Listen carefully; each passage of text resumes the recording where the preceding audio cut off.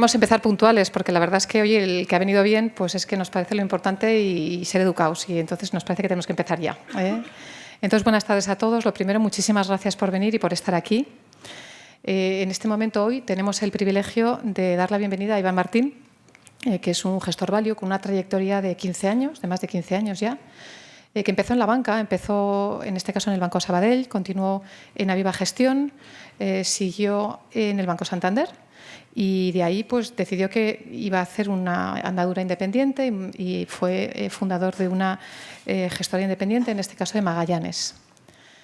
Realmente nosotros en Plus Value, bueno, pues creo que creemos que tenemos las ideas claras en el sentido de que nos gustan gestores value, nos gusta que la gente joven invierta y que de alguna manera intente tener pues una independencia financiera a futuro. Hacemos esfuerzos por intentar que los clientes entiendan la filosofía, de alguna manera conozcan a los gestores y que entiendan lo que hacemos, porque para nosotros es importante. Y lo siguiente que tenemos muy claro es que tenemos que invertir en los fondos que comercializamos. ¿Por qué? Pues porque bueno, yo no voy a vender algo que no tengo yo, porque no me parece que sea lo lógico. Nos encontramos con Magallanes y Magallanes está totalmente alineado con nosotros. ¿Por qué? Porque son value. Porque ayudan a invertir a la gente joven. En este caso, puedes invertir desde cantidades muy pequeñitas, desde una participación. Tienen en este caso unos fondos específicos para los menores con unos importes, vamos a decir, de comisiones más baratas. Por otro lado, ellos también fomentan la cultura financiera, intentan ayudar a que la gente entienda y lo que se hace. Y en ese sentido hoy está aquí Iván, que le damos muchísimas gracias ya del esfuerzo que está haciendo de transmitir. También ayuda en otras iniciativas como con Value School también. Quiero decir que en ese sentido estamos todos en la misma idea de decir, por favor, entiendan lo que estamos haciendo. Y por último, ellos también invierten en sus fondos, con lo cual están alineados con los clientes. Bueno, entendemos que para nosotros el conocimiento de gestor es importantísimo. Para nosotros es como el médico, es el que hace las operaciones, ¿no? Y eso es tanto más importante, no cuando la bolsa sube, pero cuando la bolsa sube, pues todos estamos contentos y nos parece que esto es muy fácil, ¿no? Lo que tenemos que estar es haber conocido al gestor para cuando la bolsa baje, para entender lo que hacemos y en este caso estar confiados en cómo se hacen las cosas y por qué. Y en este caso es tanto más importante para nuestra filosofía, para la filosofía value. Bueno, sin más, yo ya he terminado. Realmente la idea es hacer una presentación de 30 minutos que va a hacer Iván. Y luego la idea, tienen todos ustedes tarjetas en la silla y un bolígrafo, y la idea es pues como una hora de preguntas, porque lo que nos parece importante es que conozcan y que sus inquietudes sean las que realmente podamos contestar. Esa es la razón por la cual Iván está aquí. Entonces, pues rogamos que si tienen preguntas, que las vayan haciendo para ver gente recogiendo las tarjetas, entonces que nos las hagan llegar pronto, porque, bueno, si Dios quiere podremos contestar a todas las preguntas y si no lo que haremos será intentar como agruparlas, ¿vale? Para que de alguna manera esté todo cubierto. Y nada más, espero que disfruten y sin más darle la palabra a Iván. Muy bien, gracias. Oye, pues nada, buenas tardes, muchas gracias por la introducción, Nuria. Muchas gracias a todos ustedes por venir y enhorabuena, gracias y enhorabuena también a la iniciativa de Plus Value, de aportar valor para los inversores, ¿no? Con esta iniciativa muy exitosa. La verdad es que has introducido el value también, que no me queda mucho que añadir, algunos datos de rentabilidad a lo mejor, pero básicamente en esta media hora lo que voy a intentar es sintetizar un poco quiénes somos, dar un poco más de detalles, qué es Magallanes, ¿no? Cuál es la razón de ser Magallanes, qué hacemos en Magallanes, qué nos hace a lo mejor un poco diferentes de otros proyectos, otras gestoras, cómo estamos organizados. Hablaré un poquito de rentabilidad, porque al final una gestora, aparte o además de los valores que tiene, o los principios que tiene, pues en el largo plazo es la rentabilidad que entrega a sus coinversores. La razón de ser de una gestora puede tener muy buenas intenciones, gente muy simpática, muy dedicada. La realidad, ¿no?, triste y alegre a veces según caiga, es que una gestora vale tanto, es bien considerada en tanto en cuanto hace crecer, protege y hace crecer el ahorro de sus inversores. Esa es la realidad. Entonces voy a hablar de rentabilidad, que es nuestra carta de presentación, y algunos detalles de algunas empresas. Y luego, sobre todo, dejar tiempo que es una parte interesante, a lo mejor más que la presentación que voy a hacer de preguntas. Bueno. Somos una gestora que se constituyó hace, pues va a hacer 4 años, estamos en nuestro 4.º año de andadura, ya hemos pasado de fase proyecto a fase empresa, a realidad, solo nos dedicamos a gestionar renta variable, eso es una particularidad nuestra, nuestros fondos son única y exclusivamente de bolsa, y concretamente bolsa europea. Dentro de bolsa europea, aplicando el Value Investing, tenemos 3 estrategias un poco diferenciadas por área geográfica y una por particularidad de compañía. El área geográfica es Europa en sentido amplio, es el fondo, la estrategia Acciones Europeas. De los 2.200 millones de euros que gestionamos actualmente, pues la parte más significativa, más de la mitad de nuestro patrimonio, corresponde a la estrategia europea, al fondo Magallanes European Equity. La siguiente estrategia en tamaño es la ibérica, con nuestro fondo Magallanes Iberian Equity, aproximadamente unos 500 millones de euros, recientemente es ayer. Hemos comunicado o hemos preavisado que estamos próximos a capacidad óptima, a lo mejor luego puedo elaborar un poco más en el compromiso que tenemos con el tamaño frente a, o en la rentabilidad frente al tamaño. Somos muy conscientes que el tamaño excesivo daña la rentabilidad de los inversores que ya estamos dentro, eso es una realidad, somos conscientes. Y luego tenemos una estrategia pequeñita, micro, literalmente, con el fondo Magallanes European Microcaps, que son empresas muy pequeñitas a nivel europeo. Y este fondo ya se anunció su cierre pues hace 2 o 3 semanas en 100 millones de euros. Aquí sí quiero detenerme un poquito más, esto es una particularidad. Dentro de nuestro producto, que es Acciones Europeas con Europa Iberia, vimos una oportunidad, fruto de nuestro proceso de inversión en la selección de valores. Nos encontrábamos con muchas compañías de un tamaño muy pequeñito que no podíamos incorporar en los fondos de tamaño mayor, y decidimos aprovechar ese conocimiento. Esas son las cosas del Value Investing, ¿no? Vas acumulando. El Value Investing, de la inversión en general y casi de todas las cosas, el conocimiento lo vas acumulando. El conocimiento acumulado tiene valor si lo empleas. Si lo guardas en una biblioteca o lo desechas, no tiene mucho valor. Entonces, ese conocimiento acumulado lo empaquetamos en un producto invertible, y esa es la razón de ser del fondo Magallanes, el Microcaps. Esa es la razón de ser de Microcaps. En 100 millones lo hemos cerrado porque perdería la naturaleza, que es invertir en esas pequeñas compañías. Un fondo muy grande sería muy difícil poder comprar sin influir en precio en pequeñas compañías. Una particularidad nuestra es que elaboramos el análisis que consumimos, ¿vale? No todo lo que...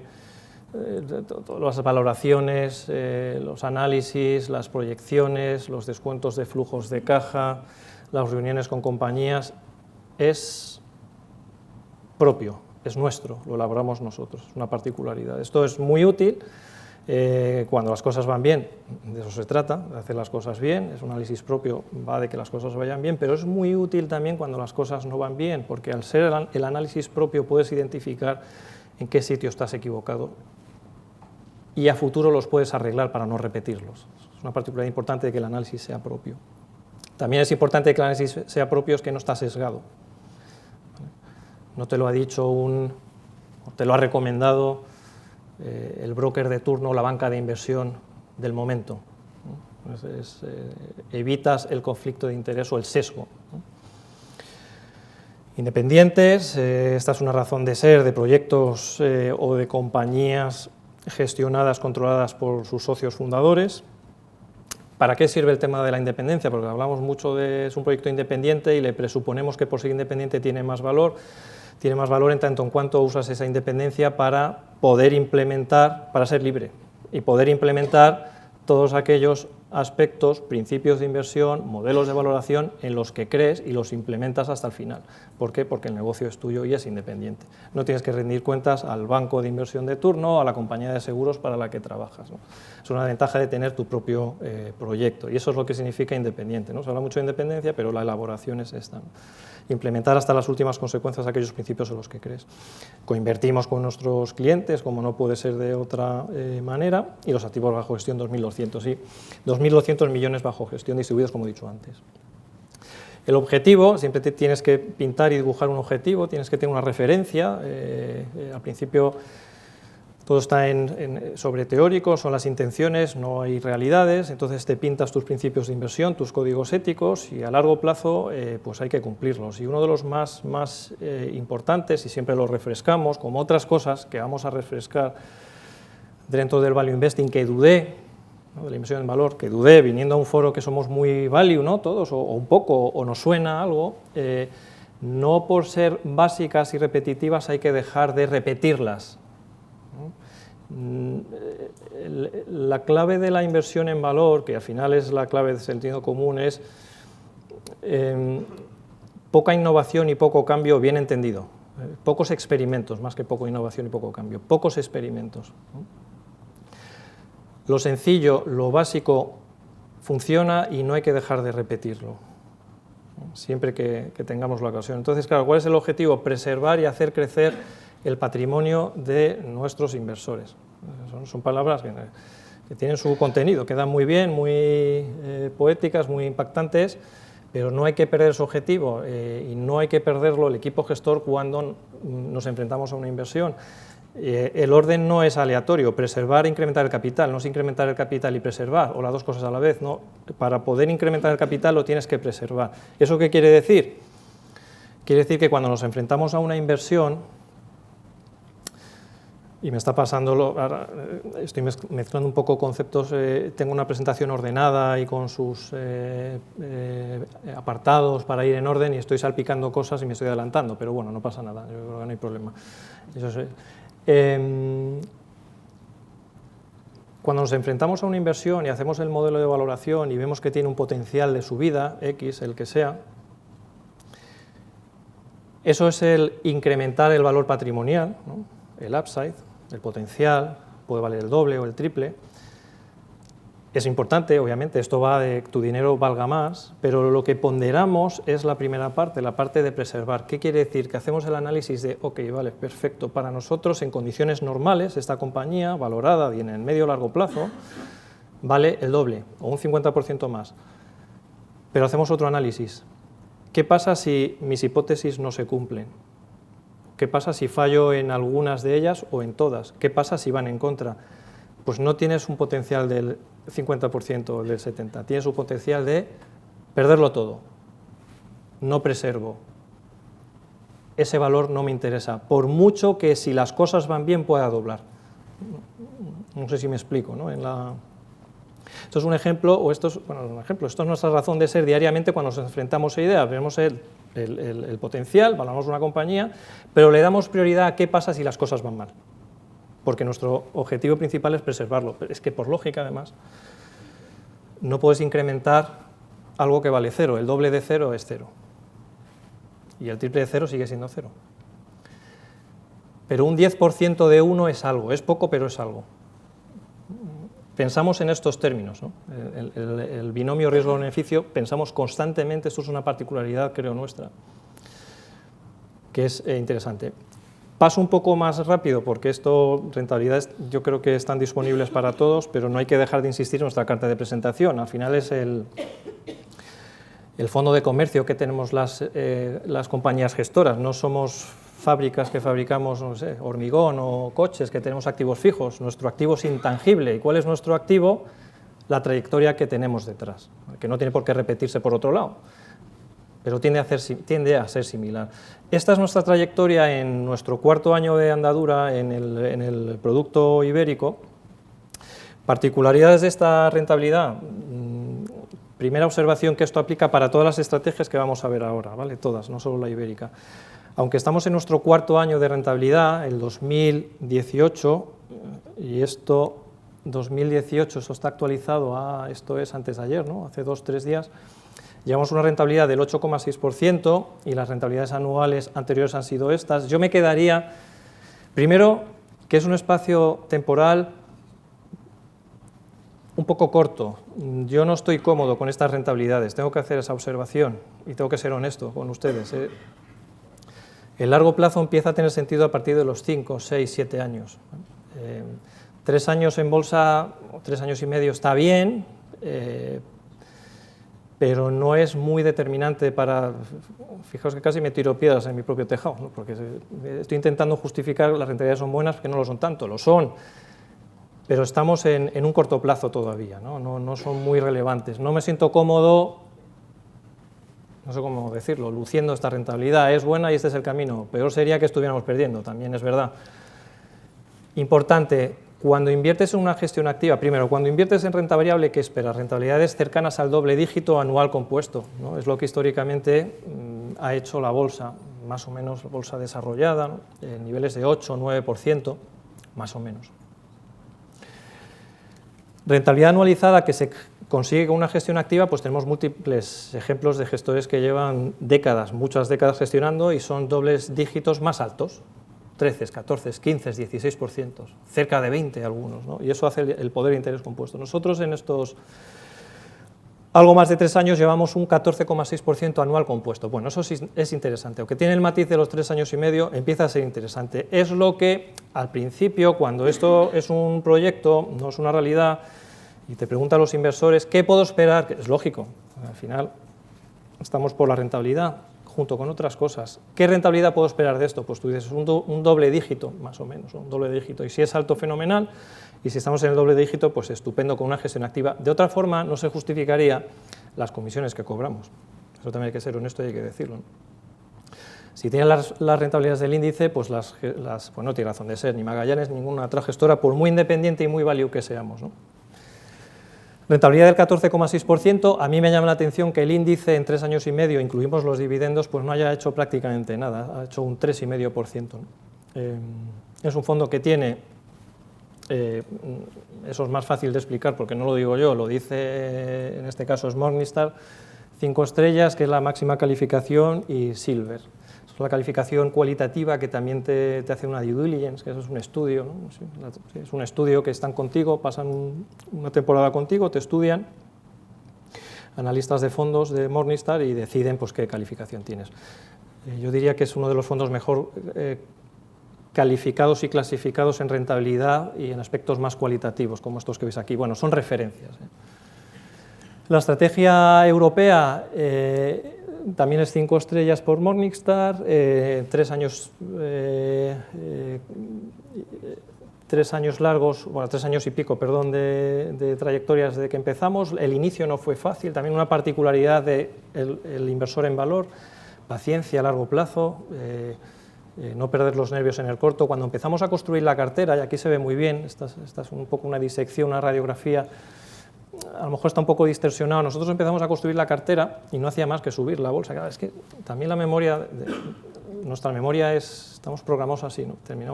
Se tiende a olvidar un poco el pasado, y el pasado no es hace 20 años, el pasado es hace 3 años, ¿no?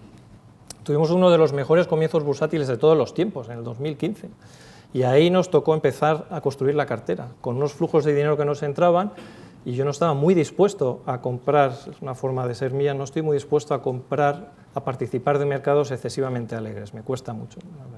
Tanto me cuesta que estuvimos en liquidez muy alta durante mucho tiempo.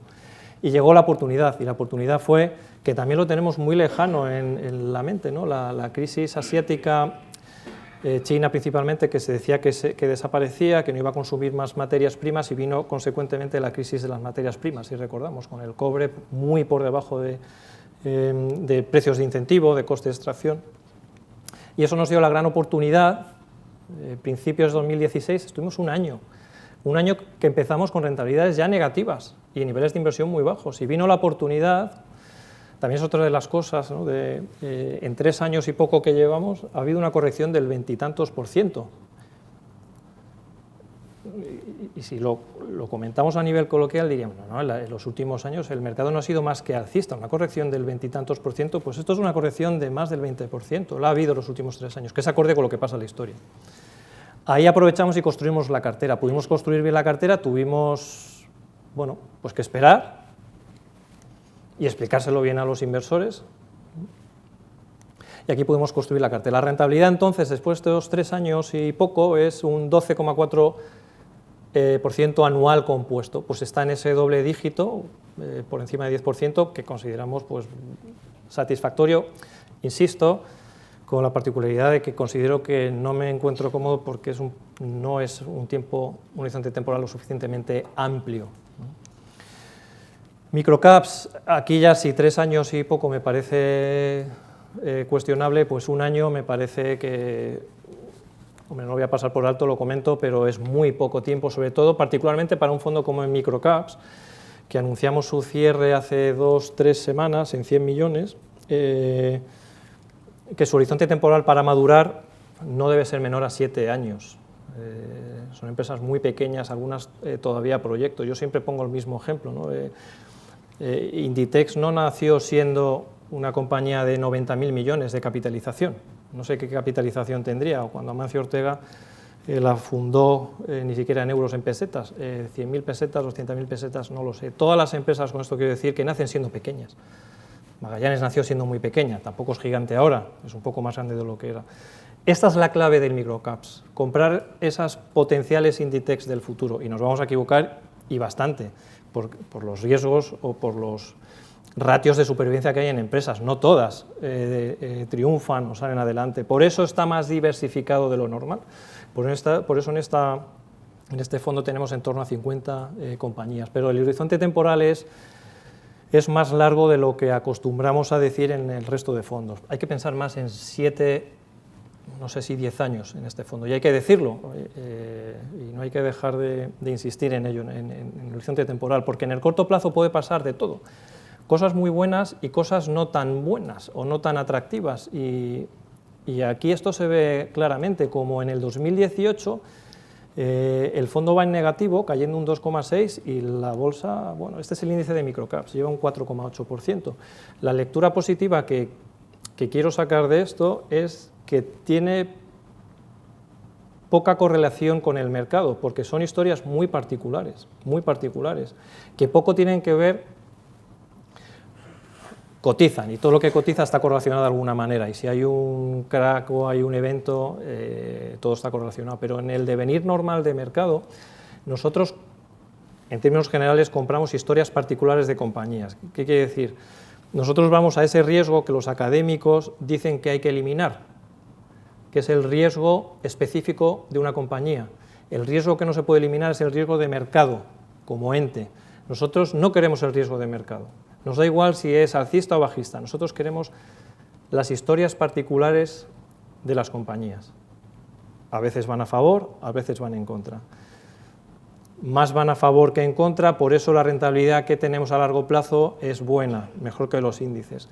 Pero hay veces que en el corto plazo más van en contra que a favor, y eso es lo que nos está pasando recientemente en el microcaps. ¿Qué pasa concretamente en el microcaps recientemente? Que tenemos un peso más o menos significativo a empresas italianas, muy pequeñitas. En Italia pues está en una situación, no sé cómo decirlo, políticamente complicada, por ser breve y fino. Eso afecta a empresas, sobre todo el sector financiero, y empresas muy pequeñitas, porque aquí la liquidez juega en contra, y la liquidez en empresas italianas nos está yendo en contra, cosa que estamos aprovechando. Como nuestro horizonte temporal va más allá de los mandatos de los gobiernos de turno, afortunadamente, es una de las ventajas que tiene el value investing. Las eventualidades políticas, también lo que pasó en España no hace mucho, o sigue pasando, la verdad es que no sé cómo calificarlo, lo aprovechamos en el fondo ibérico para subir considerablemente el nivel de inversión. ¿Por qué? Porque el horizonte temporal de nuestras compañías va mucho más allá del horizonte temporal que tiene el político de turno, si es que tiene horizonte temporal, ¿no? O si sabe lo que es el horizonte temporal, a lo mejor un segundo es una eternidad para un político, no lo sé. Y este es el plan de pensiones, que es muy parecido a Europa, y no voy a gastar aquí más tiempo. Proceso de inversión, la esencia es lo que está en amarillito, y en el centro compramos barato. es que se puede elaborar de mil cosas, de mil maneras, añadiendo mil cosas, siendo muy sofisticado al final. No lo quiero banalizar, pero es que es más sencillo de lo que parece, no hay complejidades. O sea, que compramos, y esto es que tampoco es exclusivo de Value Investing, va en la naturaleza del ser humano, querer comprar barato, bueno por menos precio, mucha cantidad por menos precio. No es del value ni es de las inversiones, es de nuestra actitud como consumidor, que es lo mejor por menos. Para comprar barato, y aquí está un poco el punto diferencial, lo basamos en análisis propio, antes me he extendido en que elaboramos nuestro propio análisis, pensamiento independiente, ligado a la libertad y no tener corsés ni ataduras con la mano que te da de comer, ¿no? El banco, la compañía de seguros o el ente X que te dé de comer. Paciencia, también es una palabra que se repite mucho y sale casi automática, ¿no? Cuando eres válido, largo plazo, paciencia, buenas compañías, bien gestionadas. Bueno, pues son palabras que de tanto repetirlas y no reparar en ellas, las estamos banalizando un poco, las estamos vaciando.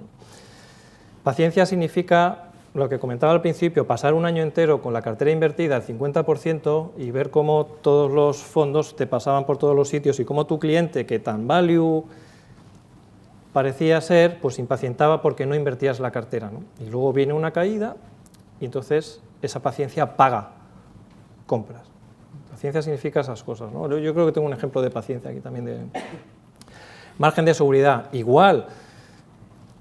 Siempre sale en el discurso de cualquier inversor en valor, y ya casi ni los que son en valor, el margen de seguridad es como algo súper cotidiano, ¿no? Todos hablamos del margen de seguridad. Cuando hace 10 años o 18 años cuando empecé, pues margen de seguridad sonaba como algo de una compañía de seguros, ¿no?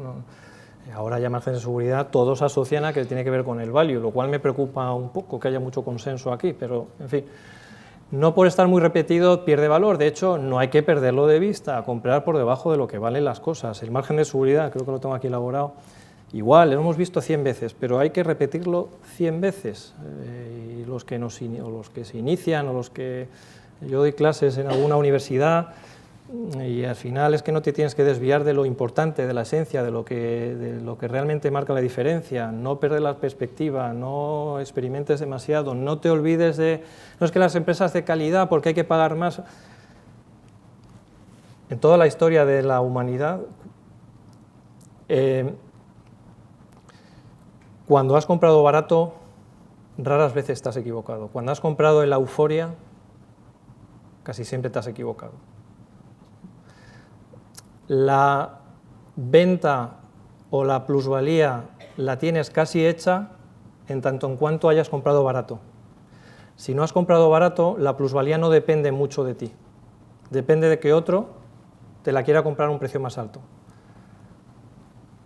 Está bien comprar una empresa bien gestionada, buenas credenciales, una buena calidad, un buen balance, un buen gestor, está muy bien, es ideal. Pero no es nuestra competencia, porque si está bien valorada, el precio es justo, tu plusvalía futuro ¿de qué depende? Que siga siendo así, ya asumes un riesgo, que siga siendo así o que mejore, y que otro mañana te la compre a un precio más alto. Está bien, pero nosotros no va con nosotros. Nuestro estilo, y a lo mejor es una particularidad nuestra, es eso por debajo de lo que vale realmente. Por eso en las colocaciones a bolsa, hemos tenido una discusión positiva con una colocación a bolsa que hemos tenido que explicar por qué no íbamos con el colocador, y es muy buena empresa porque lo es. Dice, pero es que la valoración, Iván, no te das cuenta, es que es esta valoración. No la comento porque es que yo creo que no va a salir, entonces, no digo el nombre, es que es esta la valoración, digo, correcto, es esta la valoración, yo no quiero comprar a la valoración, yo quiero un descuento. Claro, el vendedor no quiere el descuento, quiere colocarla a lo que vale. Otro inversor dice, es una buena compañía, esto es lo que vale, la compro, es una empresa de calidad, y como va a seguir componiendo, pues la venderé más cara. Nosotros no, queremos, si se me permite la expresión, somos un poco ratas en ese sentido, ¿no? Siempre pecamos de comprar barato, siempre. No pecamos, es que es nuestro cometido, ya está. Cuando compras barato, cosas buenas te pasan a medio y largo plazo. Algunas fallas, ¿no? A lo mejor podemos hablar luego de fallos, no sé. El margen de seguridad además tiene una acepción, que yo soy muy pesado y la quiero, y siempre la repito, hay que verlo como un margen, como una póliza de seguro. Hacer value investing a descuento también lleva implícito contratar constantemente una póliza a una compañía de seguros. La póliza va implícita en el precio. Es que si te equivocas, cuanto mayor sea el margen de seguridad, pues más opciones tienes de estar más protegido, ¿no? Esto no te salva 100%, no es la póliza perfecta, no es la póliza perfecta. La póliza perfecta sería que te regalaran una empresa. Si te la regalan y no pagas nada, pues no pierdes nada. Esto no es 100%, pero cuanto mayor sea el margen de seguridad, ¿qué tiene que el margen de seguridad sea muy alto? Que te puedes perder oportunidades. Pues nosotros preferimos perdernos oportunidades y tener márgenes de seguridad altos. Bueno, son particularidades que voy sacando, que creo que voy adelantando la presentación, pero... ¿Cómo generamos ideas? Generamos ideas de 5 maneras diferentes, por observaciones, ser conscientes del mundo que nos rodea, ver qué compañías satisfacen nuestros deseos, nuestras necesidades y ver qué funcionan. No hay mejor, no sé cómo llamarlo, testador de una compañía. No es un banquero privado que está sentado en su banco o su broker en Nueva York o en Madrid o donde sea y te diga tienes que comprar esta compañía. El mejor es aquel que lo ha consumido y tiene una buena experiencia, ¿no? También esto es un poco de sentido común, es estar muy cerca de la realidad, muy cerca de lo que nos rodea, comprar realidades tangibles y que haya buenas experiencias. Avencia es un ejemplo de esto. Caídas, pues cosas que nos caen, como somos un poco contrarios no rebeldes, sino contrarios que intentamos pensar diferente, las cosas que caen nos atraen mucho.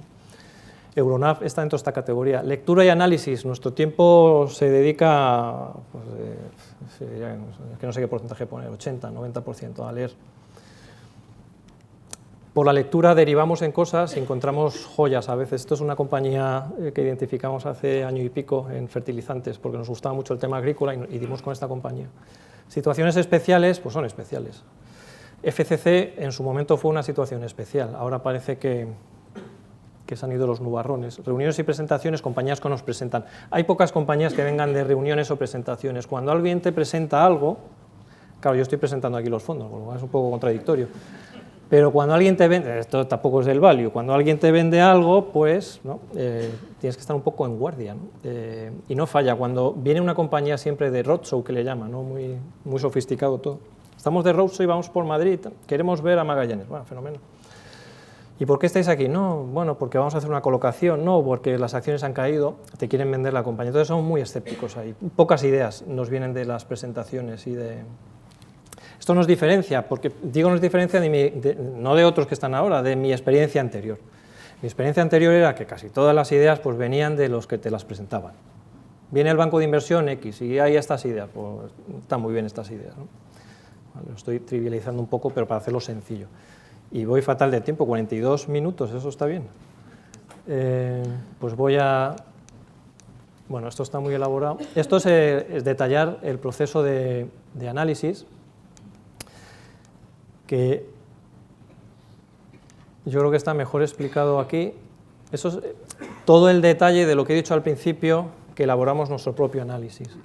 Y yo creo que lo interesante es que desde el principio hemos analizado 160 empresas, estos son 50 empresas, yo creo que estos son los datos, es el resumen de 50 compañías al año, esto es algo más de 1,5 por mes por analista gestor, somos 3, bueno, somos 4, pero 3 hacemos labores de análisis, y finalmente de estas analizadas no es garantía para que entren todas, solo una de 4 aproximadamente entran en cartera.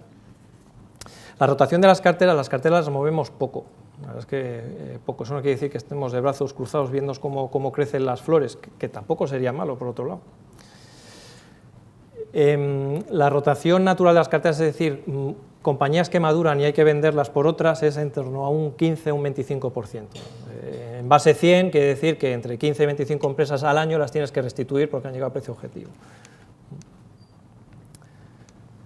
De 50 empresas que las pensamos y las meditamos y dedicamos todo nuestro tiempo, pues finalmente una de cada 4 pues, pasa, ¿no? No todas. Aquí es un ejemplo real, porque estas son empresas que tenemos en cartera.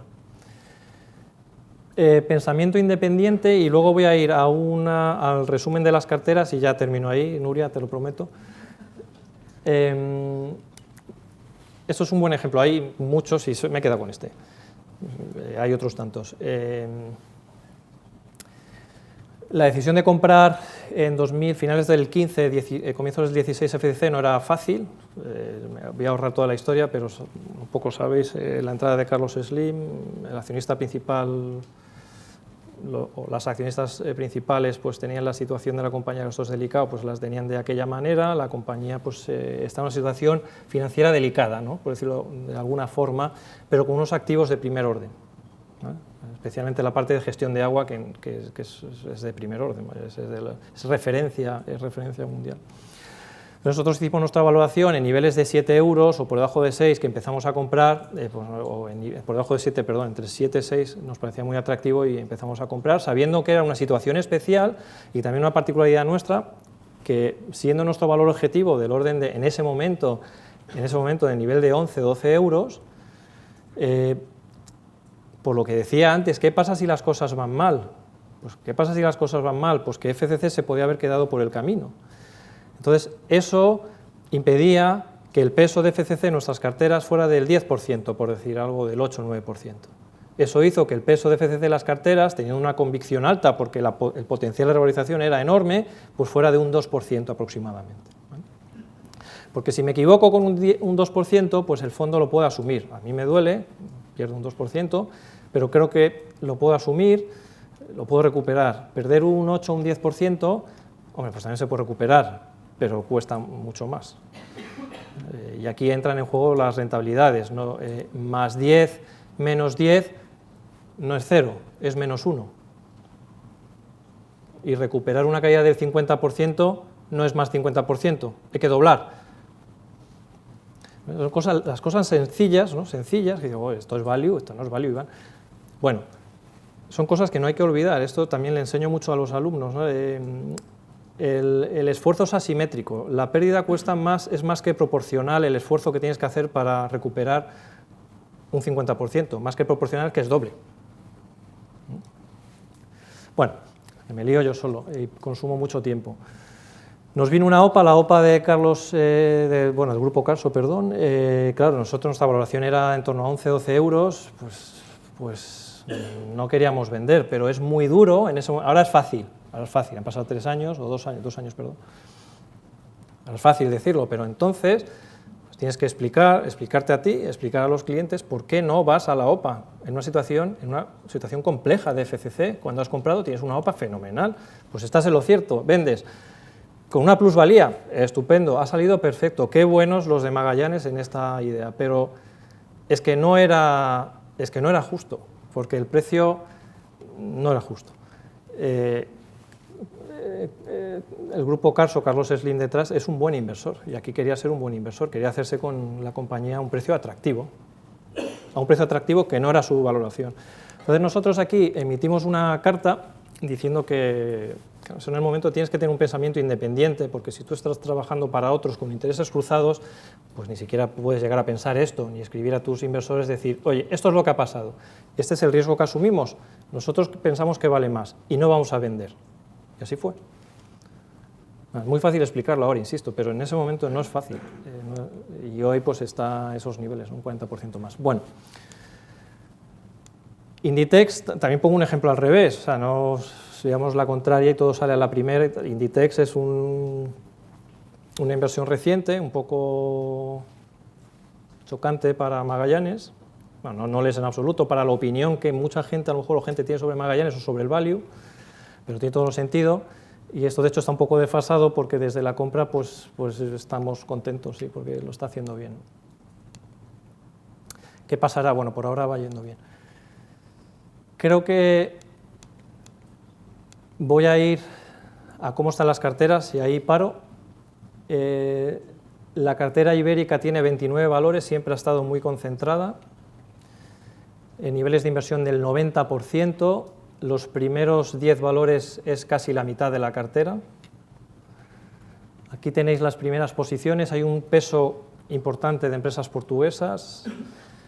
La verdad es que sacar valor Esto hay que explicarlo bien, pero sacar valor en España ahora pues no es fácil, bueno, nunca es fácil nada, eso para empezar, es una excusa típica nuestra, nunca es fácil, siempre es complicado, ¿no?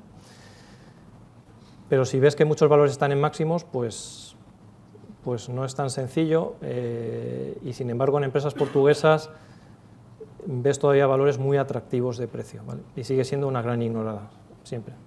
Que están aquí al lado y tienen negocios aquí en España, esa es la razón del producto ibérico. Lo que hemos encontrado de valor recientemente ha sido Inditex y algo de inmobiliarias de promotoras. Aquí tenéis toda nuestra rotación, rotamos tan poco que la pintamos o la ponemos. Estos son los valores que hemos comprado y hemos vendido. Metrovacesa e Inditex hemos comprado y vendimos Axia porque nos la oparon a un precio que está... Esa OPA sí la aceptamos,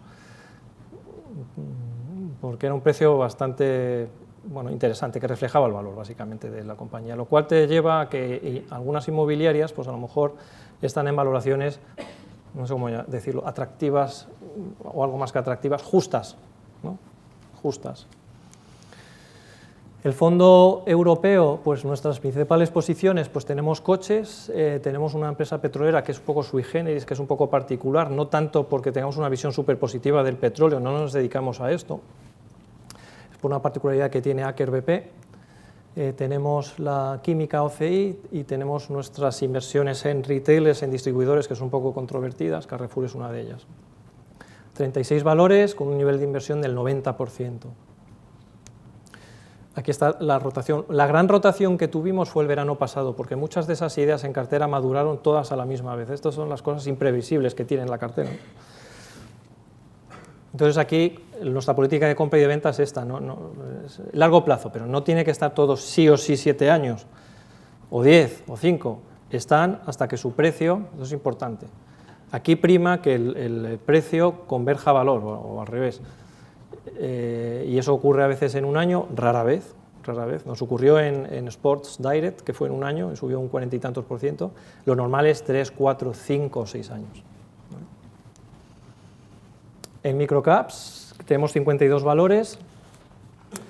Estas son las principales posiciones. En microcaps quiero ser pesado en el mensaje del principio. Requiere de una dosis extra de paciencia y de capacidad de sufrimiento. La inversión en valor no requiere ser un doctor honoris causa en ingeniería cuántica, requiere tener una dosis de paciencia por encima de la media. Cuando estuvimos con Peter Lynch, decía, esto no es una profesión, bien entendido, no tanto del cerebro, la principal parte del cuerpo no es el cerebro, es el estómago. Tienes que tener estómago para aguantar. Obviamente tienes que tener cerebro, tienes que saber que 1 más 1 son 2, a veces, en finanzas a veces, no siempre. Pero sobre todo es el estómago, ver que una posición que tienes en cartera, que está barata, es que está muy barata, hay que aguantarla y va en tu contra, hay que aguantarla. Hombre, si ves algo que se ha estropeado, algo feo, algo que ha cambiado, la vendes y se acabó.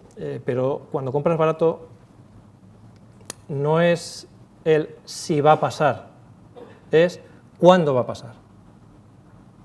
No es si, es cuándo va a pasar. Ayer tuvimos una OPA en el microcaps, que ya está bien, de tener una alegría recientemente, y es una empresa típica Magallanes, no sé, es las que nos gustan. No tenía cobertura de analistas, totalmente ignorada por el mercado. El 75% pertenecía a una fundación familia, más de 60 años de historia, una empresa alemana, Westac. Esta es líder europeo en picaportes, pomos de puertas, encimeras de cocina, nada muy sofisticado, pero no por eso menor valor añadido, era número 1 o de los número 1 en su nicho, que mirabas el gráfico y era desesperante, era deprimente, pero estaba a unos múltiplos 5 veces, 6 veces de beneficio, caja neta, empresa familiar, sin cobertura, y ayer la familia o el grupo, la fundación, pues se cansa o decide monetizar y se lo vende a un grupo industrial con una prima del 50%. Esto es el microcaps. Bueno, el microcaps no son OPAs así, ojalá fueran así, pero tienes un potencial, o sea, y ya con esto termino, lo prometo, tienes un potencial. que es alto, es muy alto en estas compañías. El margen de seguridad aquí es muy, muy alto. Pero el cuándo se va a realizar es más incierto aún que en el resto de las estrategias y puede llevar más tiempo. Y el comportamiento es que esa realización sea de forma abrupta. No hace nada, no hace nada, no hace nada y la familia lo vende.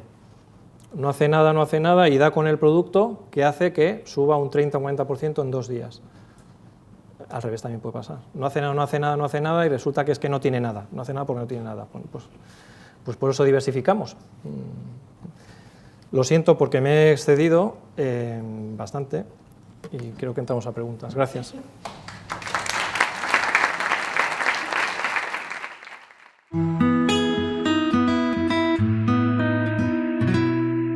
Entonces, bueno, pues si les parece pasamos a la zona de preguntas y bueno, vamos a empezar por una pregunta así como muy, muy sencilla, que no es tan sencilla, ¿vale? Que dice, si tuvieras que analizar una compañía en 5 minutos, ¿vale?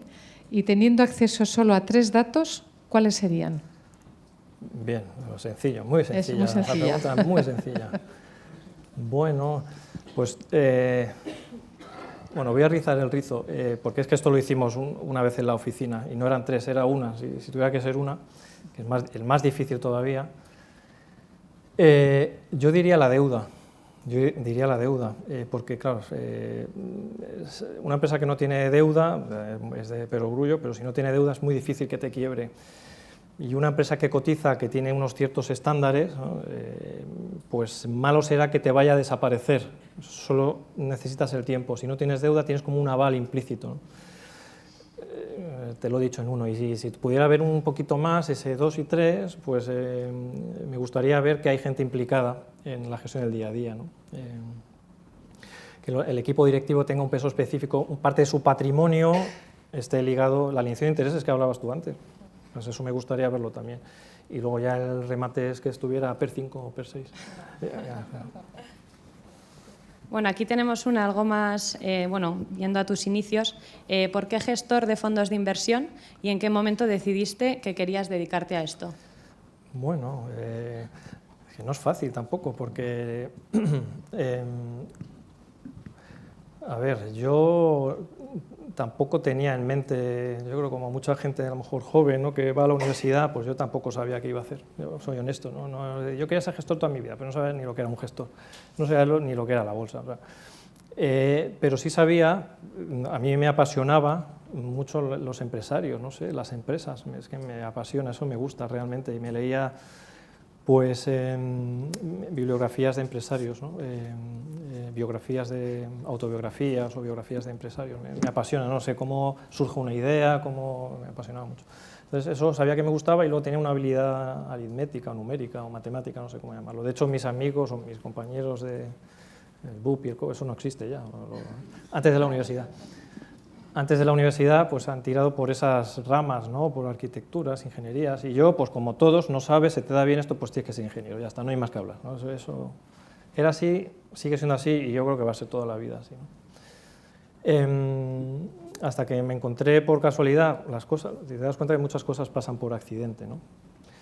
Esto no quiere decir que todo sea azar, ¿no? Pero el azar está en nuestra vida, lo que tienes que estar tú, tienes que tener algo programado en tu cabeza, ¿no?, unas preaptitudes, ¿no? Y entonces me recomendaron ir por el lado de administración, dirección de empresas, análisis financiero, y yo esperaba que eso llenara mis expectativas, y dije, pues esto es lo mío, me gustan las empresas, me gustan los números, y tampoco, es que hice la carrera y honestamente tampoco. Y luego empecé a hacer unas prácticas, también un poco por accidente, en un banquito muy pequeño que era Banco Atlántico, que acabó dentro de Banco Sabadell. Y también por accidente tuve la oportunidad de, siendo muy jovencito, analizar empresas justo, y aquí viene lo de cómo doy con, ¿no?, cómo sale la vocación y cómo doy con el value investing y ya me convierto hasta el final de los días. Yo era muy cuantitativo por mi base, ¿no?, con mis orígenes, y yo todo lo veía parametrizable, ¿no?, todo era cuadriculable y todo era proyectable. Igual me extiendo un poco, pero yo creo que me hace la pena, aquella era la época de los analistas cuantitativos que eran premios Nobel y que fundaron el Long Term Capital Management, que es uno de los grandes escándalos, ¿no? pero desastres de la gestión que ha habido. Yo quería ser como ellos, yo quería hacer predicciones y quería hacer modelos cuantitativos. Y gracias, otro accidente más, gracias a que eso cae, a que los modelos cuantitativos fallan, pues yo, aparte de llevarme una pequeña depresión tampoco, decepción, ¿no? Una falta de fe, digo, ¿pero cómo puede ser? Que los modelos econométricos digan que 1 más 1 es 2 y aquí, lo que decía antes, a veces es 4, a veces es negativo, a veces no hay solución. Y entonces es cuando me encuentro con el Value Investing en un artículo, y acabo con esto, donde hablan de los auténticos o verdaderos analistas cuantitativos de todos los tiempos. Y yo pienso que eso es el resurgir, y me hablan ahí de Benjamin Graham y David Dodd en el libro El inversor inteligente. Entonces leo ese libro y me caigo un poco del caballo ahí, un poco. Ahí es cuando digo, ¿esto qué es? Y esto lleva 80 años de historia, o sea, esto no es de ayer. Lo que decía antes de los experimentos y tal, ahí te das cuenta que, ¿no?, lo básico, si lo repites, si eres constante, y ahí empezó. Y tuve oportunidades y fui implementando, tuve la oportunidad de implementar muy joven una cartera, con 20 y pocos años, 22, 23 años, una cartera, yo creo era más por desecho que no por oportunidad en sí, una cartera de bolsa, y apliqué los principios del Value Investing y los resultados salieron. No hay mejor reafirmación de una tesis que esa tesis se cumpla. Entonces ya hasta ahora, 18 años. Sí. Lo he alargado, pero... Fenómeno. Es interesante. Aquí hay una pregunta en la que dicen, ¿cómo cambia el escenario y cómo afectaría al pequeño inversor una futura subida de tipos de intereses? Bueno, yo creo que esa es más difícil que las otras dos. Pues honestamente no lo sé. No lo sé, no creo que tenga que ser sustitutivo una cosa de la otra, la inversión en bolsa. Claro, yo soy especialista en un activo, entonces no puedo opinar de un activo del que no soy especialista, que es de los tipos de interés, aunque también se me puede argumentar que todo está relacionado, es cierto. El sentido común te dice que si los tipos de interés suben, pues es sustitutivo y esto todo es serio, pero esto es más serio, con un cariz preocupante, una subida considerable de tipos de interés, y aquí me meto en terreno un poco pantanoso, pero por sentido común me dice que aquellos que entraron empujados por falta de alternativas, que no son los compradores naturales de bolsa, pero que desafortunadamente están, pues salen, y eso generará caídas. Entonces la lectura positiva que hago de esto es que generará oportunidades. Aquí dice uno de los asistentes, si solamente pudiera elegir una pregunta para hacer en una reunión con el equipo directivo de una empresa, ¿cuál sería? Y si en alguna de tus visitas le ha hecho sospechar hasta el punto de descartar la inversión en una empresa, en alguna de las visitas que has hecho. Veo que gustan las preguntas de todo o nada aquí, ¿eh? No, nosotros hacemos... No, es broma, pero nosotros hacemos un trabajo muy extenso, claro, el todo o nada es... Pues si tiene acciones en la compañía. ¿Tienes acciones en la compañía? No, no tengo, pues entonces... Igual es una muy buena compañía, ¿eh? Porque te ves compañías tan raras, algunas que incluso no incentivan o no permiten que los directivos inviertan por conflictos de interés. Ves cosas raras. En condiciones normales, es que esto es del ser humano. Si la persona que te está hablando, es como nosotros. Tú lo has dicho al principio, si estamos todos invertidos, yo estoy hablando de... Si yo les hubiera hablado antes de Magallanes, digo, no, pero es que no invierto en Magallanes, ¿no? Pero creo mucho en los fondos, pero no invierto. Pues eso me pasa lo mismo con las empresas. Si fuera la única pregunta de vida o muerte, claro. Está claro que no tendrías credibilidad. ¿Cuál dirías, siempre hablamos de los errores? Entonces a mí me gustaría que me dijeras cuál es tu mayor acierto. Esa es la pregunta que te hacen, como diciendo, ¿no? Sí, bien, al final... No, bien, porque claro, bueno, que los errores también está bien, pero para aprender, evidentemente. Pero el tema de los errores está muy... Hay que hablar siempre de los errores, está también muy trillado y muy machacado, siempre hay que equivocarse para aprender los errores y eso está muy bien. Pero también se aprende cuando aciertas, ¿no? Porque va a acertar, va de estar en lo cierto y no siempre se acierta. Pues no lo sé. A ver, hay cosas recientes, porque históricamente ha habido muchas cosas, pero en estos 4 años Pues a lo mejor, por ser el más de origen afín, aunque todavía no ha acabado, yo destacaría en lingotes especiales. Porque es una empresa que no cubría a nadie, y todavía nadie la cubre, que me parece muy fascinante. No tiene cobertura de analistas.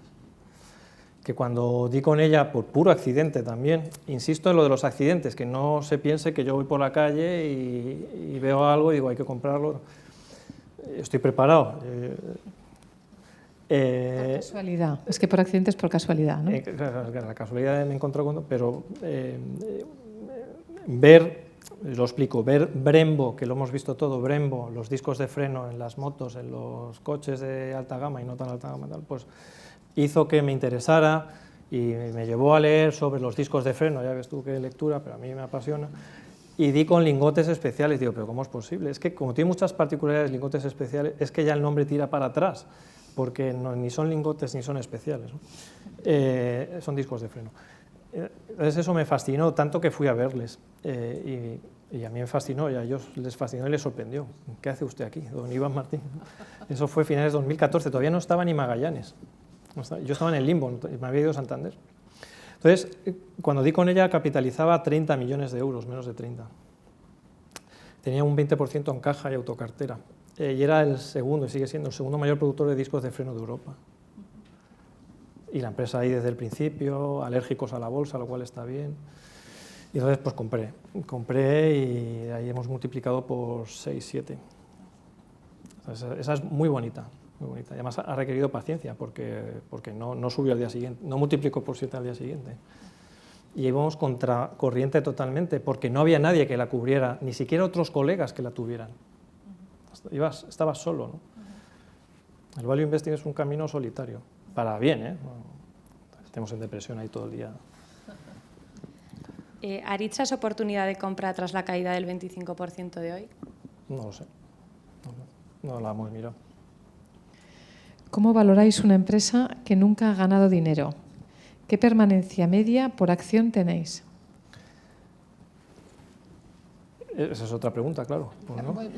Son dos en una. Claro. Me refiero, una persona ha mandado dos, pero vamos, sí, son dos. Porque la primera... No tiene nada que ver una con otra. Claro, yo diría que no es para Magallanes, o sea, empresas que no ganan dinero no las compramos. Aquí tengo una anécdota. Muchas veces el trabajo de Magallanes en el día a día es descartar cosas, ¿no? Te llaman 1000 personas. Entonces, pues te llama un banco que te quiere colocar colocar suena feo, pero es el término que se usa, colocar. Es que es el término que se usa, quiere venderte una oportunidad de inversión, ¿no? Dicho más fino. Entonces yo lo primero que me contó, pues es un proyecto, no sé qué, iban a abrir, iban a descubrir yo qué sé qué, y le hice la pregunta, mira, a lo mejor la pregunta es, ¿genera beneficio? Porque dije, ¿genera EBITDA positivo? Y dice, no, pero es lo de menos. Digo, no, pues es lo de más. Nosotros no hacemos eso, que no quiere decir que no sea un estilo de inversión y que a veces hay estilos y hay procesos y hay filosofías que van de esto, ¿no? Del startup, de compañías que no tienen beneficios. Nosotros no. Tienen que ser realidades tangibles. Tienen que ser, y luego, periodo medio de permanencia, pues atendiendo a las rotaciones que tenemos, una rotación del 25% es un periodo medio de permanencia de unos 5 años. Lo cual me cuadra mucho, me suena mucho. Tiene sentido, o sea, ese largo plazo del que hablamos es acorde con esta rotación que te lleva a 4 o 5 años. ¿Cuáles son las cualidades a nivel técnico y a nivel humano que consideras más importantes para un gestor de renta variable? Es trascendental. Estas preguntas son más difíciles que hablar de valores, casi. No lo sé, a ver, yo puedo hablar por mí, por mi forma de ser, porque no sé, pero es que no hay, y la clave es que no tiene que haber dos Warren Buffett iguales, no puede ser, y el error es intentar emularlos. Entonces, que yo dé referencias y a mí, ¿qué es lo que me ha ayudado? Pues tengo cosas innatas, que eso se lo debo, no sé, a mis padres, a la genética, no sé. Pues que soy tranquilo, ese largo plazo lo llevo muy incorporado, porque no... Me pongo nervioso también a veces, pero soy tranquilo, reflexivo, pienso las cosas. Cuando tengo la decisión tomada, la ejecuto. no le doy 2 o 3 vueltas antes, ya está, pues la tomo, soy ejecutivo en ese sentido. Y llevo conmigo esa paciencia y largo plazo de forma un poco innata, creo, por la forma de ser. Pero es que eso es una... Técnicamente, pues también es, no sé, no hay que mitificarlo mucho, no hay que ser un... Como decía antes, ¿no? El número 1 de la promoción. Mejor que no seas el último tampoco. Algo en la media alta, pues está bien. Es que es sentido común. Es que es sentido común. Tener unos conocimientos aritméticos normales, aceptables, saber hacer sumas, restas, y sobre todo creo que la fuerza de voluntad es importante para poder leerte, porque queremos el atajo, queremos ir a lo rápido, queremos que en un titular nos den si comprar o vender.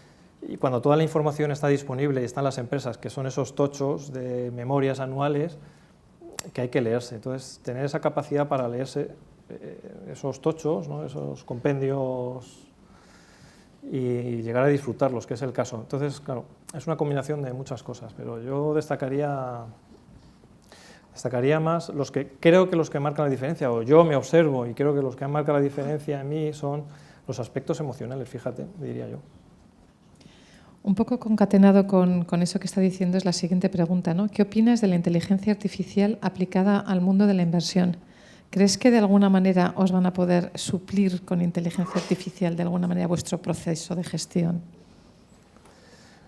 Pues posiblemente, sí. Sí, a lo mejor hasta cuando llegue a los estilos como el nuestro, antes se habrán tragado a esa falsa gestión activa, ¿no? Esa falsa gestión activa que es la que domina realmente el mercado. Sí, puede ser que esas estrategias de menor valor añadido, con comisiones altas, con poca implicación de los equipos gestores, sea la carne de cañón, ya no solo de inteligencia artificial, que estaba temiendo porque pensaba que me ibas a preguntar qué definiera qué es, y no, yo creo que sabe más mi hijo mayor de 8 años que ha hecho un curso ahora en el cole de inteligencia artificial que yo, honestamente. Pero siempre hay algo, ahora es inteligencia artificial y mañana será otra cosa que ahora ni nos imaginamos, pero los principios que siempre funcionan, no hay que olvidar lo de comprar barato. Yo vuelvo a lo mío. Comprando barato ya puede haber inteligencia artificial, ya puede haber iPads, ya puede haber platillos volantes. Si tú compras barato, te pueden salir cosas mal, pero estás bastante controlado ahí, creo. ¿Cuál crees que es el motivo para que la cultura financiera española sea tan baja y qué consejos le darías a un niño, a un joven, a una persona de media edad y a una persona de edad avanzada para que mejoren su cultura financiera? O sea, un poco consejos... Esta es la pregunta más fácil de todas. Dios mío, aquí ayúdame y voy por partes. A ver, yo para dar consejos, claro, yo no soy la persona indicada, entonces... No, sobre todo de estos, porque no sabes, claro, no sabes. Un niño, claro, mi hijo mayor, tengo 3 niños, el mayor tiene 8, va a cumplir 9. ¿Qué le voy a decir yo? Si yo cuando tenía 18 años, lo he dicho antes, no sabía ni qué carrera hacer, entonces puedo derivar por ser felices y todas estas cosas, y que cada uno haga lo que quiera, pero sí que, y más en serio, el principal activo que tenemos las personas como ahorradores es nuestra edad. Los que tenemos más edad, tampoco hay que deprimirse mucho porque la esperanza de vida hoy en día... No, es verdad. España, para empezar, es el segundo país del mundo con mayor esperanza de vida. Los otros son los japoneses, ¿no? Tenemos más de 80 años. Oye, eso no es una tontería, pero es interesante. Y estamos en España. Es un activo, es una ventaja competitiva natural que tenemos aquí los ahorradores españoles, que parece una tontería, pero no lo es. El otro día tenemos una conversación, ¿verdad, Mercedes?, con planes de pensiones, ¿no? Planes de pensiones, jubilación, 65 años. Hombre, ¿cómo vas a meter a una persona de 60 años en un fondo de inversión de bolsa? Pues a lo mejor es el mejor activo, porque su esperanza de vida igual es hasta los... No sé, veníamos hablando en el tren, ¿no? Una persona que ha fallecido con 105 años. Imagínate, de los 65 años, 40 años. 40 años multiplicas tu dinero por 10 o por 15 invirtiendo en bolsa, con lo cual como ves, no he respondido mucho a la pregunta. Quiero decir que cuanto antes se inculque, cuanto antes se empiece, cuanto antes, porque el principal activo que tenemos es el tiempo, es empezar cuanto antes, porque antes se empieza a componer. Esa es la principal... Aquí esta es la pregunta del millón. Preguntan, ¿cuál es la estrategia comercial de Trump a nivel internacional? Dios mío, esa ya... Que... Por eso digo, esta es para matrícula de honor, ¿eh? Aquí paso la palabra a Mercedes casi. No. Pues no lo sé, es que ni lo sé. No, sí, mira, siempre hay algo de lo que preocuparse. Ahora es Trump, mañana será, no sabemos lo que es, mañana va a ser otra cosa. Y hace 3 años era China. ¿Os acordáis de que hubo un conflicto entre Rusia y Ucrania? No fue hace 50 años. ¿Y qué teníamos todos los días en la prensa? ¿No? En la frontera, en el monte no sé qué, tal, están los soldados ucranianos y la resistencia. Siempre hay algo de lo que preocuparse. Y nosotros tuvimos una inversión que yo es que ya soñaba con que vivía en Ucrania, y una inversión que tenía una factoría. Esta era Vetropack, esta hacía estas botellas, no estas eran de plástico, o no sé, o estas botellas, una vidrala, Vetropack, Suiza. Pero Vetropack decidió expandirse hacia el este, hacia Europa del Este. Entonces tenía una factoría en Ucrania. En Kiev, aquí quedó de manifiesto lo poco que yo sabía de geografía ucraniana. La fábrica estaba en Kiev y todos los acontecimientos estaban ocurriendo en la frontera con Rusia, ¿no? En el este, y Kiev está en el oeste. De hecho, nosotros hablamos con la compañía, con Vetropack, que nos estamos muy preocupados porque, y a la compañía le dieron fuerte, por eso entramos fuerte, pero nos preocupaba. Oye, están en guerra en Ucrania. Pues el sentido común me dice que yo veo esas imágenes en los periódicos, ¿os recordáis? Es que no hace... todo en ruinas, ¿no? Todos los edificios se caían, digo, pues la fábrica de, además todo cristal, la fábrica de Vetropack en Ucrania, y dije, hombre, por favor, Iván, ¿tú sabes dónde está nuestra fábrica? Está en Kiev. Digo, fenomenal. ¿Y qué quiere decir eso? Dice, pues que para que llegue aquí el conflicto, pues hay la Tercera Guerra Mundial, ¿no? Un poco más que eso. Entonces, siempre hay algo de lo que preocuparse. Eso no quiere decir que nosotros nos pongamos de espaldas al mundo, ojo, que nos preocupamos. Y Trump me preocupa y me preocupan muchas otras cosas, pero que eso no sea lo que condicione tus decisiones de inversión. Eso es lo que he aprendido. Y si las condiciona, sea para aprovechar y comprar más. Ejemplo, ha dicho que, bueno, y yo creo que va directamente a esto, que quiere poner aranceles, impuestos a los coches de lujo, ¿no? Que nosotros tenemos Porsche y Renault. Renault no vende nada en Estados Unidos, con lo cual, pero ha caído. ¿Por qué? Pues porque titular, coche Europa, mal. Y luego ya veremos si es de verdad mal o bien, pero el mercado es así, afortunadamente, porque entonces nosotros compramos, y esta mañana hemos comprado. Porsche, claro, Porsche no es, hay que saber qué es Porsche. Porsche es un holding que tiene una participación en el grupo Volkswagen, y Volkswagen vende un 14% en Estados Unidos, un 14%, no es un 50 ni un 80%. ¿Y qué vende? Pues vende algunos Porsches, ¿no? Algunos Lamborghinis o Bugattis. A lo mejor es más preocupante otras como Daimler y BMW, porque sí que venden más coches ahí. Pues no todo es lo mismo, todos los coches sí tienen 4 ruedas y un volante, pero igual las medidas de Trump no... Importa mucho más para Renault en mercados emergentes, China, Brasil, Rusia, que no Estados Unidos. Es que eso hay que entenderlo, pero ese es nuestro trabajo, ¿no? Aquí preguntan que el fondo Small Caps está cerrado.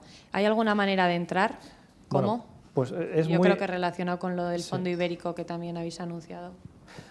Es que es muy propicia esta pregunta porque...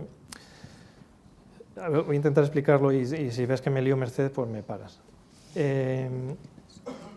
A ver, el cierre de fondos en España, o no ha habido cierres de fondo en España, no hay precedentes, con lo cual pues hemos sido un poco pioneros ahí. Lo que nos permite la regulación vigente es esto que le hemos llamado cierre, que es condicionar las entradas, ¿no?, a unos mínimos. O sea, no se cierra porque se puede entrar con una participación. Entrar con una participación pues desmotiva mucho, igual, de facto es casi un cierre, ¿no? Eso es un matiz importante. Hay una particularidad muy importante, que no se cierra con llave y la llave la tiras y luego hay que buscarla. Es una puerta que se cierra y se abre, y si hay mucha corriente y se empuja, se abre, y cuando no hay corriente se cierra. ¿Qué quiero decir? Que si el mercado cae, concretamente en el fondo microcaps que pusimos los 100, si cae de 100, se abre automáticamente, y no hay que hacer comunicado, no hay que hacer nada. y hoy ha caído de 100, esto no está preparado, ha caído de 100 porque la bolsa ha caído y como lo cerramos en 100, pues está ahí en el límite, esos son los riesgos que tiene hacer las cosas con la regulación que tenemos vigente en España y siendo coherentes con lo que decimos a nuestros inversores. Entonces, fondo microcaps, 100 millones, si baja de 100, se abre. El Iberia es 250, pero todavía no ha llegado, hemos preavisado, porque es justo avisar. Es que a lo mejor no llega a 250 si la bolsa cae ahora. O llega, se cierra, pero si cae, se abre. Moraleja de esto, estar pendiente. Claro, esto también crea un poco de ansiedad, pero es que es lo máximo, ¿no, Mercedes? Si ves algo que no, me lo dices. Iván, pero una pregunta respecto de eso. Para ti es muy fácil porque tú lo ves y tú estás ahí y sabes que son 100. Un cliente que quiera entrar, ¿cómo sabe que ha bajado de 100? Pregunto. Pues nosotros el valor liquidativo lo publicamos diariamente en la página web, se puede mirar. Pero el valor liquidativo sí, pero no viene el volumen de la inversión que hay en ese fondo, ¿se actualiza diariamente, Mercedes?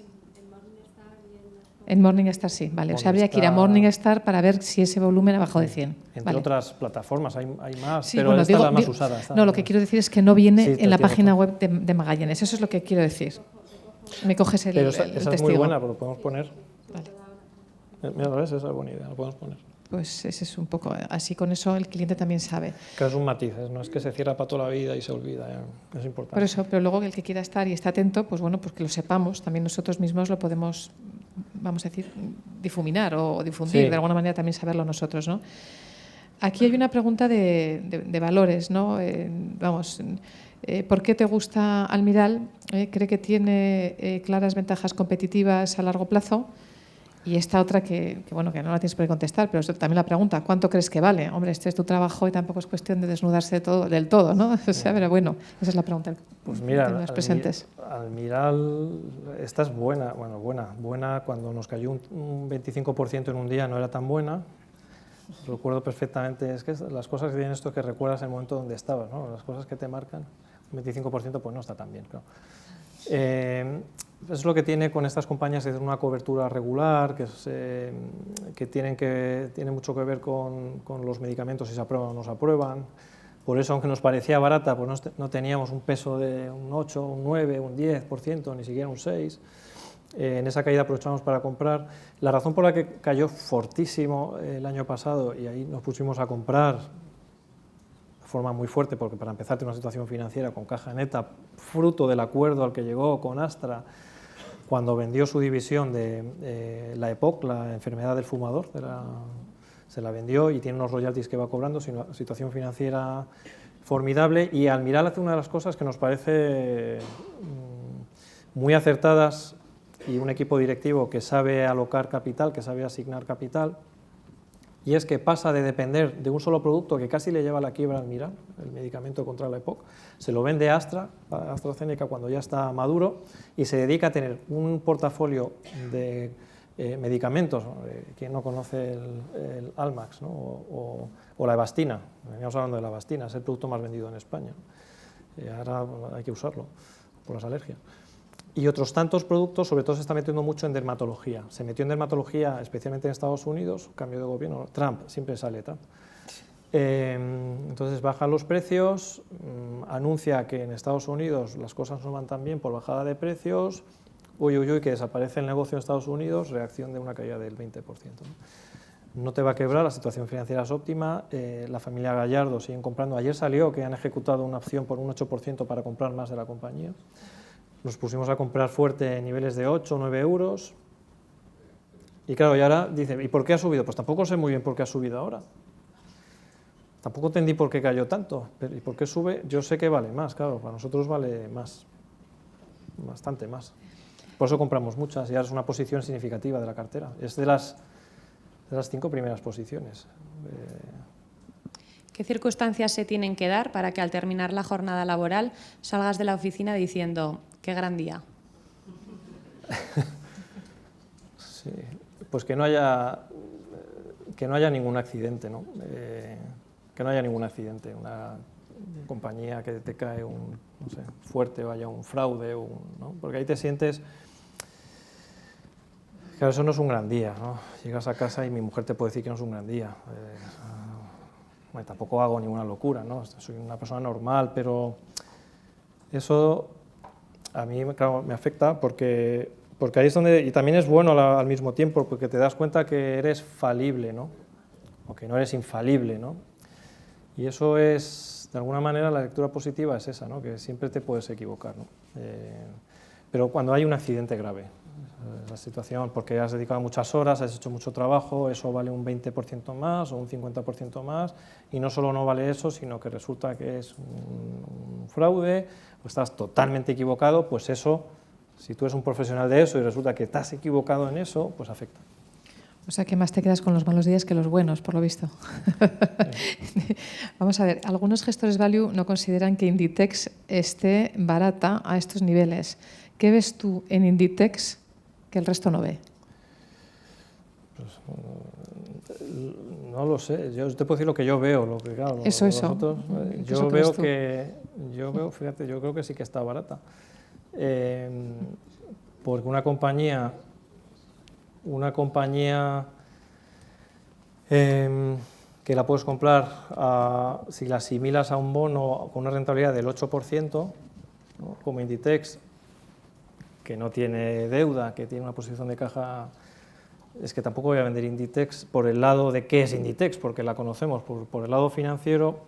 Comprar una compañía que tiene un múltiplo de unas 17, 18 veces del año que viene y dices, eso es caro. Bueno, no sé si es caro si te crece al 10%, porque si te crece al 10% en 2 o 3 años, ese múltiplo a lo mejor es menos de 15, 12 veces posiblemente. Entonces, puede ser interesante en un momento dado, sobre todo cuando las expectativas están tan negativas, ¿no? Y la realidad es que compras una compañía con unas perspectivas de crecimiento no de los próximos 15 o 20 años, de los próximos 3 o 4 años, de más de doble dígito a un precio más que razonable, creemos que es barato.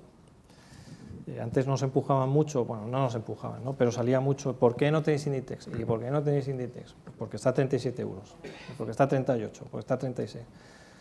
Claro, cuando estaba a 23 o 24, estaba un múltiplo de 15, 16 veces. Un múltiplo real, sobre unos beneficios reales, porque a veces nosotros también, real, o sea, no tienes que normalizar ni nada, es el real. Cuando compramos valores, ¿no? Decimos, es que está PER 8 o PER 9, sí, normalizado, y eso tiene que ocurrir. Pero la realidad es que hoy estás comprando esa compañía que no tiene ni múltiplo. Todos tenemos en la cabeza algunas compañías que si se dan la vuelta, nosotros tenemos algunas, si se dan la vuelta, el PER es 10, pero hoy, ¿qué PER tiene? No, es que ni tiene casi. Inditex tiene un PER real, y ha pasado de estar a 37 a 23 euros en 6 meses. Claro, ni antes valía 37 ni es justificable que esté en 23. Nosotros, con que esté al nivel que estaba antes, ya hemos hecho un 40%, está en 28 y pico y subía fuerte. ¿Razones? Pues tampoco sé muy bien. Aquí, por aglutinar un poco los valores, y si puedes contestar así rapidito, preguntan por Telefónica, por Abengoa, por los bitcoins y por el sector minero. De momento eso. Telefónica, Abengoa. Una buena cartera se puede hacer ahí. Pues a ver, no, Telefónica no la tenemos, con lo cual nada. A ver, y aquí aprovecho también para matizar, porque es que no tenéis el IBEX 35, es que no, sí, nos gustaría, nos encantaría, y cuando hay oportunidad, pues compramos Inditex o gas natural. Si Inditex, si Telefónica estuviera barata, por ejemplo, esto es un buen ejemplo, Telefónica, ¿qué múltiplo tiene? Más bajo que el de Inditex, seguramente. ¿Qué deuda tiene? No nos la acabamos ni todos los que estamos aquí. Y no es de ahora, es que tiene un problema crónico con la deuda, crónico. Y luego tiene una serie de extraordinarios y de cosas que siempre están ahí, que también son deuda, ¿no? Y siempre tiene amenazas. El problema de ser un incumbente es el antiguo monopolio. Incumbente es la palabra que se lleva ahora. Quiere decir que eres muy grande y vienes de un monopolio y dominas, pues estás un poco anquilosado y te van a salir los MásMóvil de turno y los Yasteles de turno. Entonces, pues tienes que luchar, tienes que estar despistado luchando en que no te coman esa cuota de mercado, que pensé que es lógico. Acordaos de Nokia cuando controlaba el 90 y tantos % de la cuota de mercado de móviles. Pues es que solo puedo ir para abajo, es que no tiene sentido. Pues Telefónica es una eterna promesa que la deuda es su talón de Aquiles, que esto hay una expresión en inglés que la había intentado traducir, que es sobrepromete, infraentrega. Promete mucho y luego no hace el delivery, no hace la entrega, ¿no? Y me gustaría que estuviera saneada y poder comprarla. Bitcoins, pues no soy experto, no puedo decir nada de las bitcoins, y Abengoa, al menos todavía. O Abengoa a la par que Bitcoin. De falta de conocimiento, no digo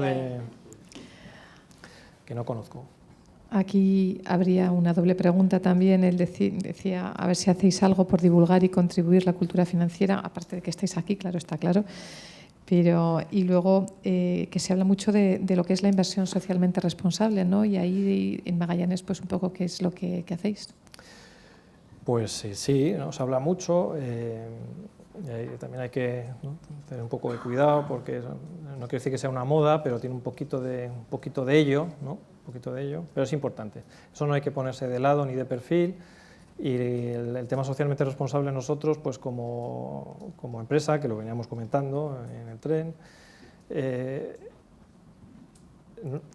se pueden hacer cosas muy rebuscadas y muy elaboradas, y se hacen, y luego hay empresas que te certifican, te ponen un sello si eres socialmente responsable o no, con lo cual se desvirtúa en sí mismo, ¿no? Porque lo tienes que pagar. Pero hay cosas más sencillas. El hecho de crear una compañía, eso es un acto socialmente responsable. El hecho de crear el plus value, que generáis el conocimiento, que generáis valor, que generáis puestos de trabajo, que hacéis estos eventos, eso no es socialmente responsable. Eso genera riqueza, genera movimiento, genera cosas buenas, se aporta.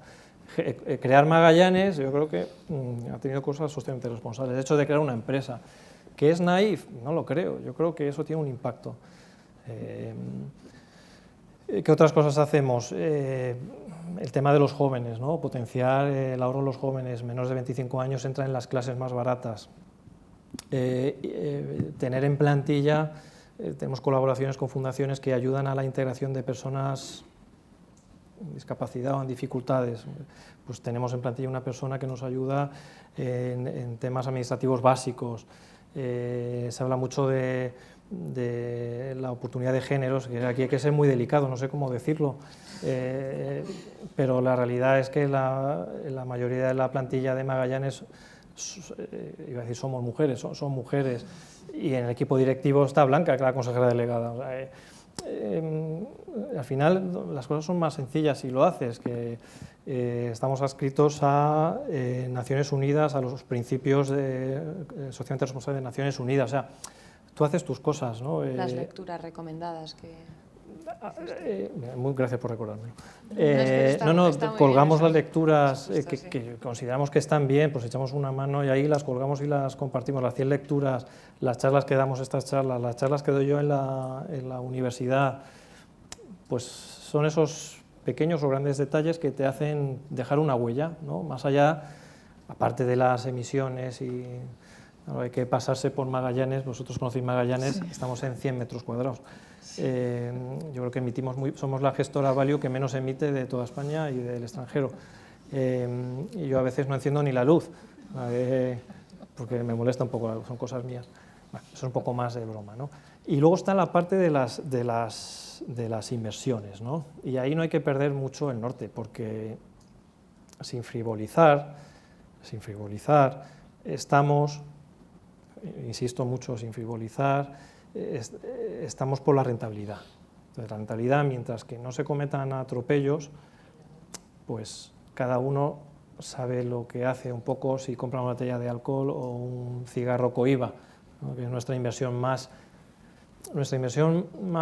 comprometida, o la única comprometida, porque las otras están todas en índices y tienen sus políticas socialmente responsables, pero tenemos Scandinavian Tobacco, que te distribuye los puros Cohiba, por ejemplo, ¿no? Entonces, claro, ¿hace bien o hace mal? Pues no lo sé. Yo no soy fumador. Pero tener una mayoría de las empresas que tienes en tu cartera, que tienen unos códigos éticos, que hacen cosas como las que nosotros hacemos en Magallanes, y las siguen y las mejoran año a año, tú tienes ArcelorMittal y ArcelorMittal también tiene su código socialmente responsable. Y dice, pero vamos a ver, si es una empresa de acero, pues lo tiene y mañana va a dejar de emitir. No, pero cada año va a emitir menos. Pues eso también hay que medirlo, eso es un progreso, esas cosas también las miramos. ¿Qué consideras que es lo más fácil de tu trabajo como gestor y lo más difícil? Joder, claro, es que yo diría que no veo cosa muy difícil. Es que yo tengo mucha suerte. Yo creo que soy muy afortunado de tener el trabajo que tengo. Entonces, a lo mejor temas difíciles, es que quiero forzarme a decir algo difícil. Si no lo hay, pues no lo hay. No lo veo. A lo mejor luego en el vino se me ocurre algo, pero yo soy afortunado y disfruto tremendamente con lo que hago. No sé, es algo que tengo. Fenomenal, pues con eso de que somos como germánicos queremos cumplir el horario y eso iba a decir, que yo iba a decir la última pregunta o las dos últimas, vamos, por aquello que hemos empezado 5 minutos más tarde. Esta dice que, bueno, pues qué es lo que crees tú que van a pasar con las pensiones en España y si tú fueras joven, ¿qué es lo que harías? Lo de la juventud y eso. Me refiero por los planes de pensiones, vamos. Los planes de un poco, pensiones, sí, a sí. ver. No, por eso digo, hablo de las pensiones. Nuria, que está muy bien, Sí, pero sí. Claro, es que yo tampoco, porque también es controvertido, porque si me meto con las pensiones, los planes de pensiones en este país pues no se empujan, eso es así, ¿no? Antes un poco, ahora no tanto. Entonces tienes un tema fiscal, que es lo que es, son los 8.000 euros, que difieres, ¿no? Es que no quiero meterme en ningún berenjenal, ¿no? Tampoco estoy diciendo nada malo, pero... Y tampoco tengo que descargar en no es cosa mía, el gobierno tiene que hacer tan... No, no te puedo contestar ahí. Hay cosas a mejorar, sí. ¿Qué cosa tenemos que mejorar nosotros los que gestionamos? Pues dar una gestión en planes de pensiones de calidad que no lo ha habido hasta ahora. En lugar de quejarnos, es que se tiene que incentivar, es que se tiene... Pues sí. Pues la verdad es que sí, pues es una forma de empujar para que la gente, al final, tienes que incitar, ¿no? Porque es difícil que por espontaneidad, pues a lo mejor una persona se compre un plan de pensiones, pero si lo incentivas y lo pruebas, y luego en nuestra mano autocrítica, en las entidades gestoras, somos capaces de aportar valor, diga, ostras, qué bien, no solo tengo el tema fiscal, es que es una buena inversión, y luego llega un tiempo que dice, es que el tema fiscal casi me da igual, es que es una buena inversión. Entonces aquí, pues bueno, lo mezclo un poco, ¿no? Y voy al lado de la autocrítica de hacer planes de pensiones de calidad. Y nosotros ahí estamos comprometidos con Acciones Europeas, ¿no? Mañana Acciones Europeas.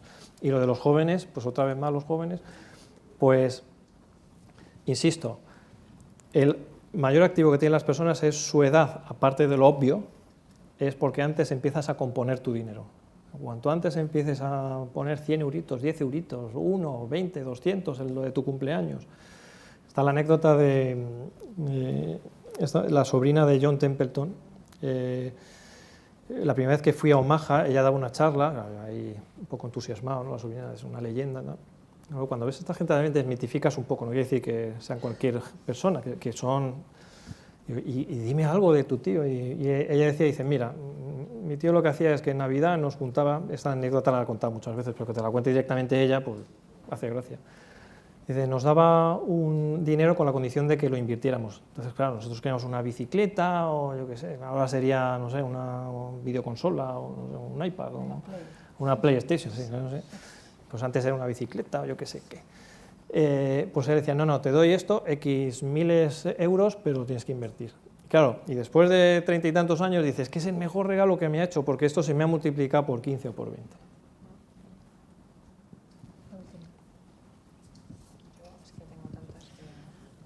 Pues nada, yo creo que ya todos lo dejamos. Y nada, muchísimas gracias, Iván, por habernos enseñado todo lo que y habernos transmitido con ese énfasis y con ese cariño que lo haces. Y nada, gracias a todos ustedes por haber asistido a esta charla. Y tenemos ahora un vino fuera, pues para el que se quiera quedar. Y nada, pues encantados de haberles podido pues ver el día de hoy. Muchísimas gracias. Gracias.